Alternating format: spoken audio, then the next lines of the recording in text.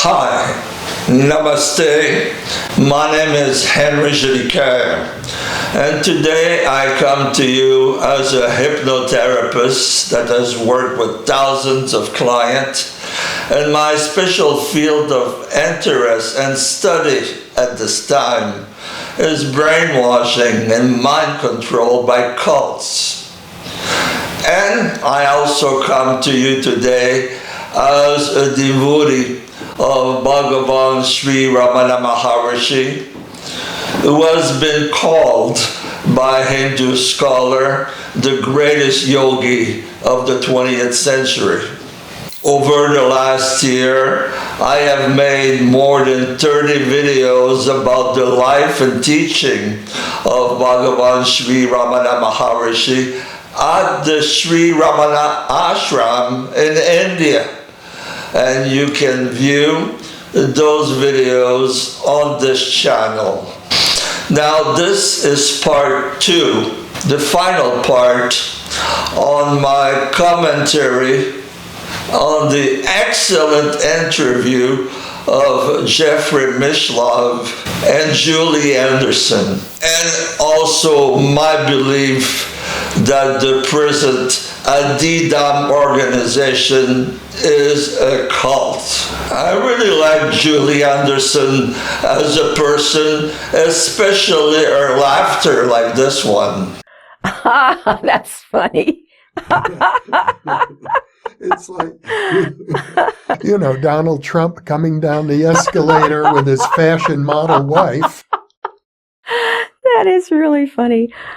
She had a very intense and special life in the company of Adidam Samraj. Now, is she still very brainwashed or more enlightened person?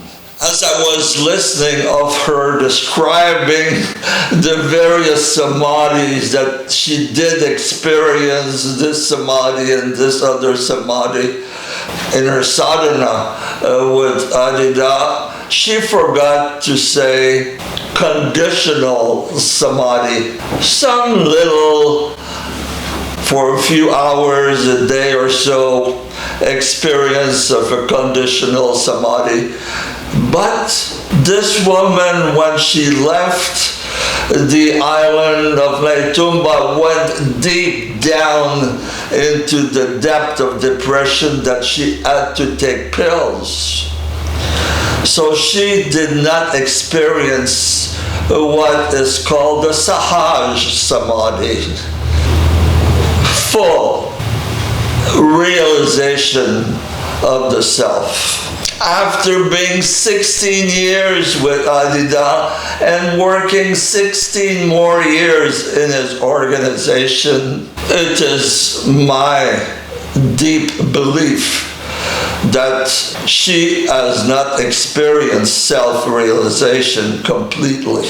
Spurt of little samadhis. I'm wondering of what is the ultimate intention of Judy doing those interviews. She obviously is not telling the whole truth of her involvement with the cult in Adidam. Like this clip of Mr. Mishlove asking directly, did you see abuse? There seem to be many examples of, in other ashrams of people who were exploited and abused with no result of this helped me to awaken at all. It was just pure exploitation. Did you ever experience yourself, or did you ever know of anybody in the ashrams where you were who felt themselves to be exploited in that way? The people that I know and have maintained an intimacy with, that I actually was involved in with myself personally, no. Well, it's obvious to me that she cannot tell the truth, nothing but the truth. Come on now. she arrived in Adidam intimate relationship, and there was 15 people involved with him at the time. Plus his wife Nina was around. The only legal marriage he ever had. I wonder what she thought when she said "I do" to Franklin Jones. So Judy left her boyfriend, Mark, relationship that was 3 years. Basically at the beginning, broke her heart, but she didn't care. She wanted to be an intimate relationship with Adidam and the 15 others. And there's been testimonial of some of the female massage therapists of Adidam that also were giving him fellatio. And she said, "No, I did not see abuse. I did not see anything wrong." Is she naive or think that we are stupid? Was she around when there's testimonial that Nina would beat up and receive the black eye from Adidam? Was she around then? Or when he had those big explosions of anger and yelled and screamed at everybody? Was she not there? And what happened later on when people had to sign contract to give their whole life to him before meeting him in person? Did she stand up and say, "No, that's not okay"? When I came in, I just moved in with you, start having sex with you. You're making it too difficult for the newcomers to see you now. What's the intention of Julie doing all these interviews? She wants to tell the world that Adidam is really the real avatar, a divine being, someone that you should worship his pictures. Is that what she's gonna do now? Maybe tell the whole world, buy life-size pictures of Adidam and worship his pictures? As he himself mentioned, do some murtis of me after I die. Is that what the intention of Julie is? She become an Adidam preacher and say, "Come this way." Adidam will save you, will give you tremendous light. Recently, I went to a SIDDHA center where I saw big pictures of Muktananda and people prostrating themselves in front of those pictures. And we know that he was a liar, a deceiver that had plenty of sex in secret, even if he was dressed in orange and even his Kleenex were orange. I would not bow down to that picture in 1,000 years. Nor would I bow down to the picture of Adidam. And those that do should really investigate deeply their own belief system. Ramana Maharshi taught that the truth is within. He said, practice vichara, self-inquiry. Go within, ask yourself, who is that I?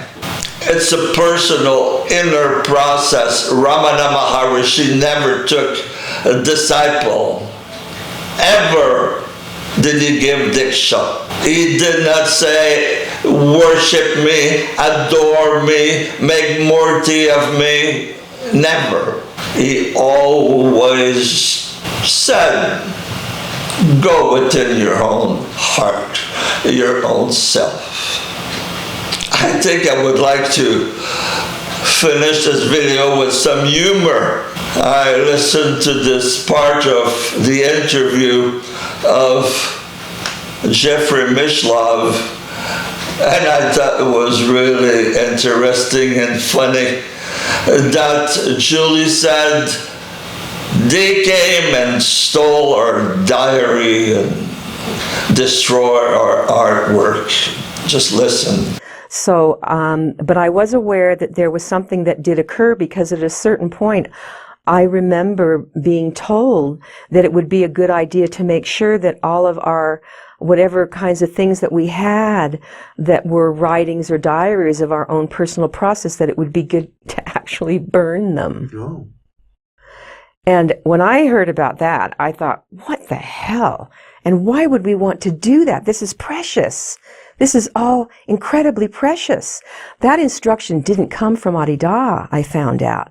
That came from individuals who themselves had some guilt in terms of relationship to what they did, that they felt needed to be hidden. Yeah. And also then my art that I did was destroyed. Oh. You know, all of what I had created was actually destroyed by others. My diaries destroyed by others. So I do think all along there has been certain moments in which there were people who were saying, this is, you can't be seen doing this, or you can't do that, and what you're doing is controversial. And I have never, ever understood the lengths at which the gathering has gone to try to feel that there's a reason to hide what we have done.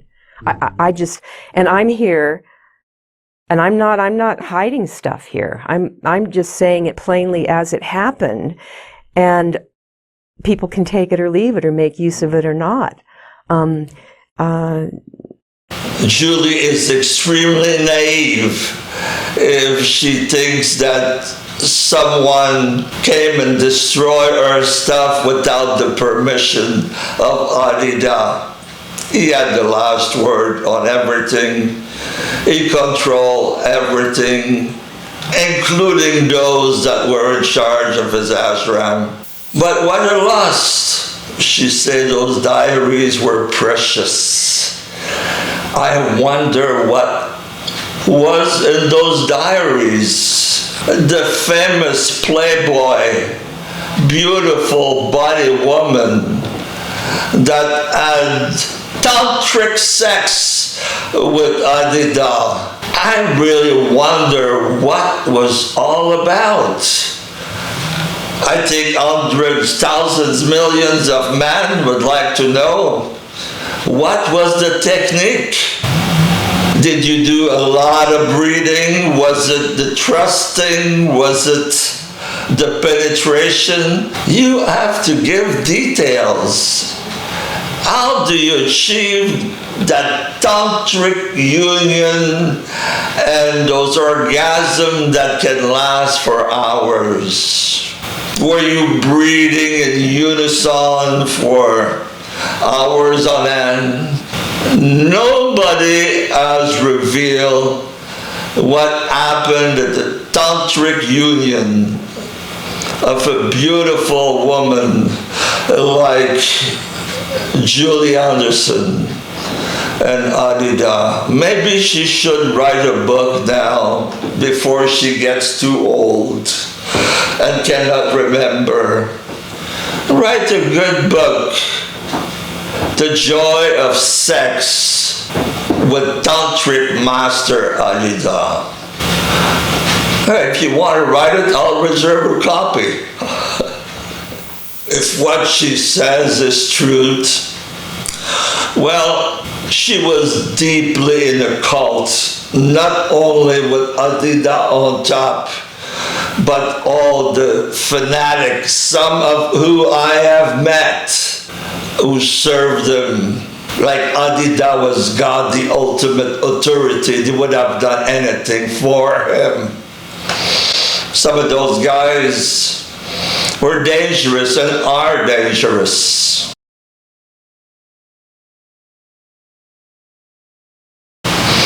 So if there is a consideration, if there's a big lesson to learn here, for me is that Adidam appeared in my life exactly at the time that I needed to connect with Ramana Maharshi and technique to help my wife die. And I'm sure that there is lots of wisdom in his book that can be applied in your life, as a lot of it is copied from writers of the great traditions. And I believe that at this time, right now, 2024, the best way to experience self-realization is to practice a meditation within one's own heart, not worship external deities, as Adidam said that he wanted to be. He said, make murtis of me after I die. If you want to worship Adidam in his picture, well, good luck for your self-realization. As far as I could see, Julie's an example of that. Lots of samadhis, lots of tremendous experience, but not true self-realization. No sahaj samadhi. At one point, Adidam said that there would be many enlightened beings, and that the world would recognize its own enlightenment. And it never happened. It was wrong for Adidam to give permission to have a contract signed asking newcomers to give their life and their wealth for even future life before seeing him. It was wrong. And if you have read the works of Adidam and you have not read the work of Sri Ramana Maharshi, well, I invite you to really investigate, and you will see that Sri Ramana Maharshi, within the context of his tradition, was absolutely pure, transparent, full of love and compassion. And he never said, worship me. He always said, go within your own heart, investigate. So that's my recommendation to all of you. As far as Julie Anderson, may she be happy and may she be at peace. Namaste.